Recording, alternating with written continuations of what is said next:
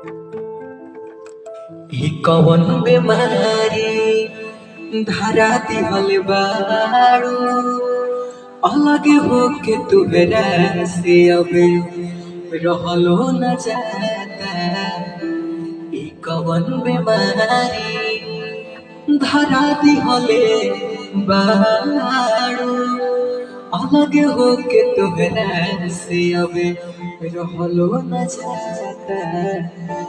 जियल नहीं जाई हमके बिरह जान लेली, मोहब्बत में मर जाइबे हम ऐसा बुझाता।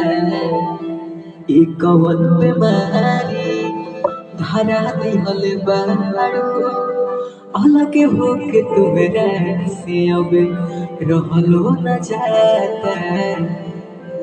जियल नहीं जाई हमके बिरह जान लेली, मोहब्बत में मर जाइबे हम ऐसन बुझाता।